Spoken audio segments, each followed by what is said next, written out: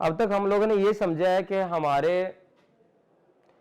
Section में late से कौन सा ऑपरेशन हो रहा है या हमारी लाइन में कौन से ऑपरेशन हो रहे हैं, उन ऑपरेशन वो एक प्रोसेस चल रहा है, उस प्रोसेस के अगेंस्ट हमारे ऊपर कुछ जेडीज हैं, वो हमने समझिए कि हमारे क्या क्या जेडीज हैं। ठीक है, हो गया। अब हर सेक्शन में कोई ना कोई ऑपरेटर्स हैं आपके पास। अगर आप बैक सेक्शन के सुपरवाइजर्स हैं तो आपके पास कोई ना कोई ऑपरेटर्स हैं।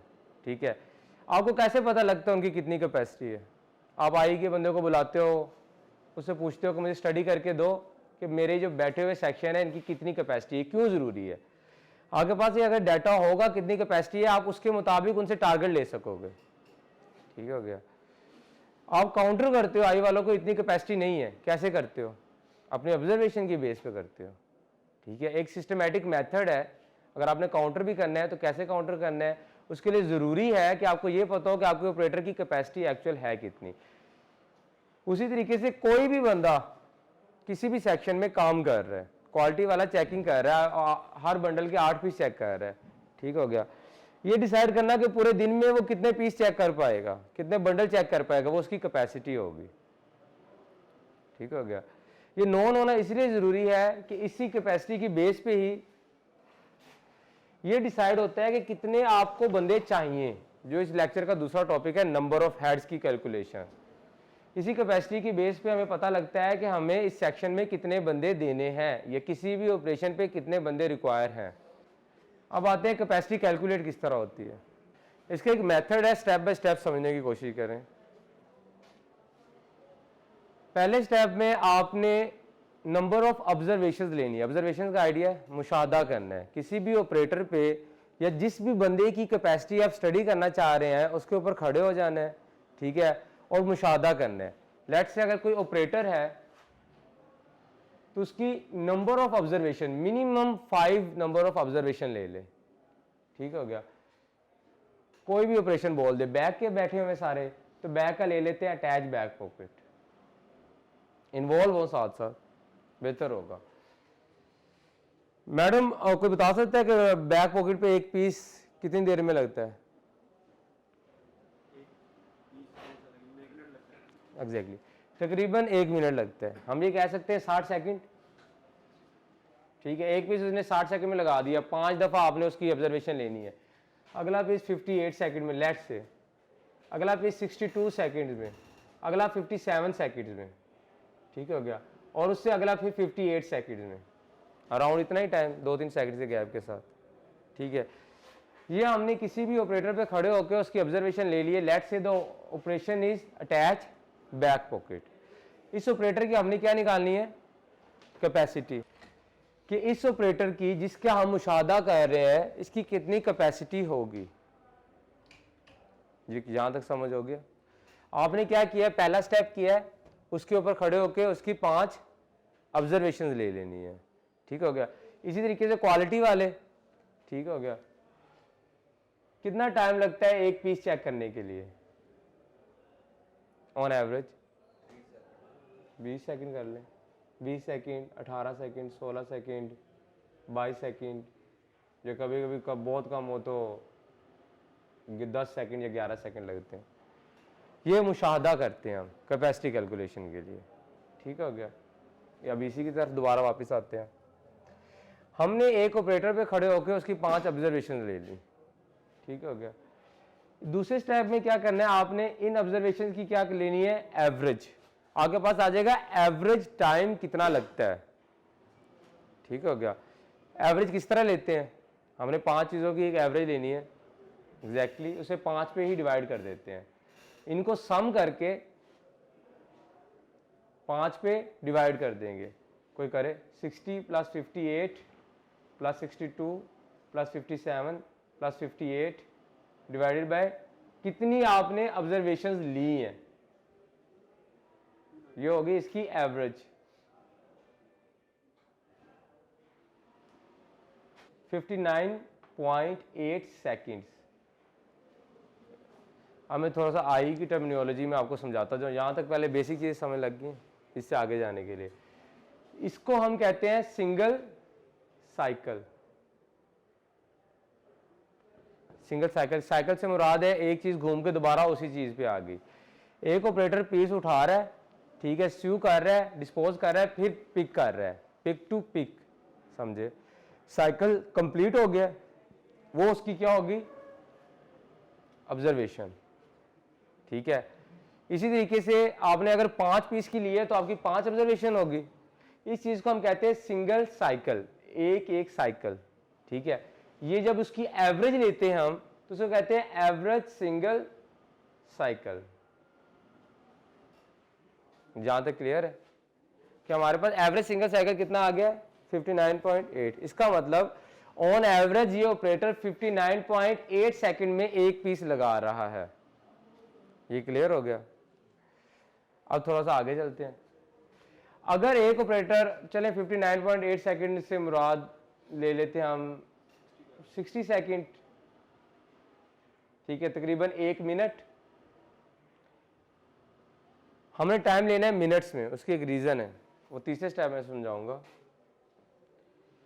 कैपेसिटी, आपके पास ये आ गया टाइम कि एक पीस को लगाने के लिए या एक पीस को चेक करने के लिए इन सेंस ऑफ क्वालिटी कितना टाइम लगता है। ठीक हो गया। अब आपने उसकी लेनी है कैपेसिटी, कि अब पूरे दिन में या पूरी शिफ्ट में ये बंदा इसी रफ्तार से काम करता रहे तो कितना पीस लगाएगा। ठीक हो गया। एक पीस का आपके पास टाइम है, टोटल शिफ्ट टाइम कितना होता है, 8 आवर्स।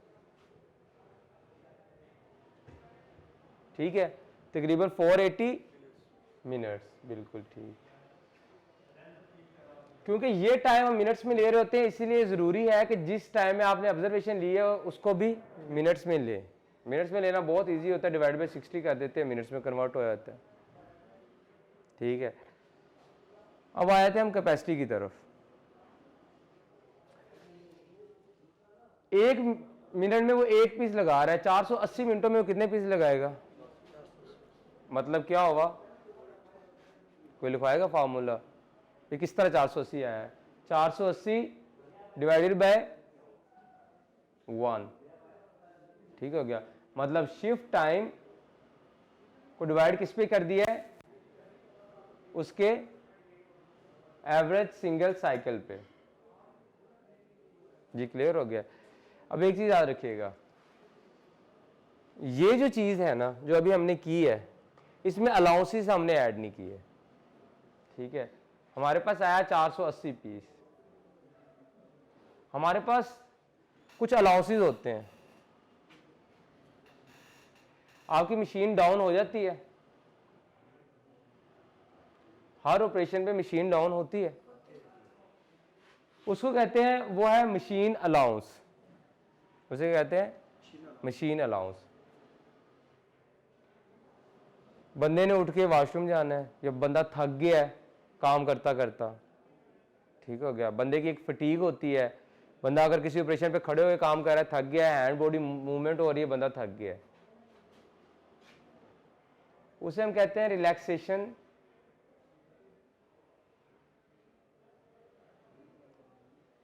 अलाउंस, या मैन का सिटिंग या स्टैंडिंग अलाउंस।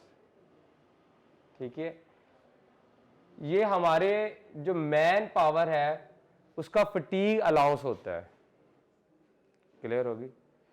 अब तीसरा अलाउंस कौन सा होता है, तीसरा अलाउंस होता है उसने बंडल लाना है, झोली में रखना है, बंडल लगाना है, फिर बंडल को डिस्पोज करना है। ये टाइम तो हम ऑब्जर्वेशन में नहीं ले रहे ना, वो टाइम जो हम ऑब्जर्वेशन में नहीं ले रहे वो उसके हमने एडिशनल उसे अलाउंसेस देने हैं। अलाउंसेस आइडिया है ना अलाउंसेस क्या होता है। ठीक है, किसी को थोड़ी छूट दे देना। ठीक है, कि 480 मिनट एक बंदा काम नहीं कर सकता इसी पेस पे, ठीक है, इसी रफ्तार पे, उसकी मशीन डाउन हो सकती है, बंदा थक सकता है, बंडल उसे लेना पड़ता है, हमने तो पिक टू पिक किया है ना, तो इधर आता है बंडल हैंडलिंग अलाउंस। ठीक है, इन अलाउंसेस का आपको एक चार्ट मिल जाएगा जो हम कैलकुलेटेड स्टैंडर्ड यूज कर रहे हैं। ठीक है, ये कैलकुलेट होते हैं पूरा दिन एक स्टैंडर्ड ऑपरेटर पे खड़ा होके, स्टैंडर्ड मशीन और स्टैंडर्ड कंडीशन के अंदर क्या क्या अलाउंसेस हैं। ठीक है, इतना डेप्थ अभी जाने की ज़रूरत नहीं है, ये डिटेल आपके साथ शेयर हो जाएगी कौन सी मशीन का कितना अलाउंस होता है।